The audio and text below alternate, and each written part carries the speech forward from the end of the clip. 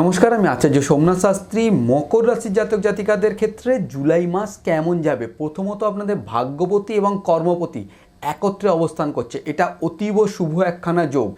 যারা এতদিন চাকরি পাননি তারা চাকরির চেষ্টা করবেন, নতুন কর্ম হওয়ার কিন্তু একটা যোগ আপনাদের দেখতে পাওয়া যাচ্ছে। এবং তার সাথে যারা চাকরি করছেন, প্রমোশন বা ইনক্রিমেন্ট হওয়ারও কিন্তু একটা সম্ভাবনা আছে, বা চাকরি ক্ষেত্রে একটা সুন্দর পরিবেশ আপনাদের তৈরি হওয়ার যোগ কিন্তু এই জুলাই মাসে আপনাদের আমি দেখতে পাচ্ছি।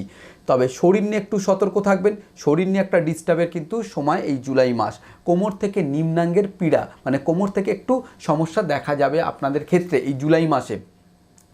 আচ্ছা, যারা নিম্ন শিক্ষার সাথে যুক্ত আছো বা যারা উচ্চশিক্ষার সাথে যুক্ত আছো, তাদের ক্ষেত্রে আমি একটা কথা বলবো, এই মাসটা অবশ্যই আপনাদের জন্য খুবই শুভ। কিন্তু পরিশ্রমী হচ্ছে সবথেকে বড় সাফল্যের চাবিকাঠি, তার সাথে ভাগ্যের একটা আনুকূল্যের প্রয়োজন। সেই জায়গা থেকে এই মাস কিন্তু আপনাদের জন্য একটা শুভ মাস। আর একটা যে প্রবলেম আমি দেখতে পাচ্ছি জুলাই মাসে মকর রাশির জাতক জাতিকাদের ক্ষেত্রে, দাম্পত্য জীবনে একটু সমস্যা হবে, একটু মতানৈক্য দেখা দেবে। সেই জায়গা থেকে যদি কোনো অসুবিধা হয় অবশ্যই স্ক্রিনে যে নাম্বার আছে সেই নাম্বারে আমাকে ফোন করবেন। তো আমার দিক থেকে যতটুকু আপনাদের সাপোর্ট করা প্রয়োজন অবশ্যই আমি করব। সবাই ভালো থাকুন, সুন্দর থাকুন, নমস্কার।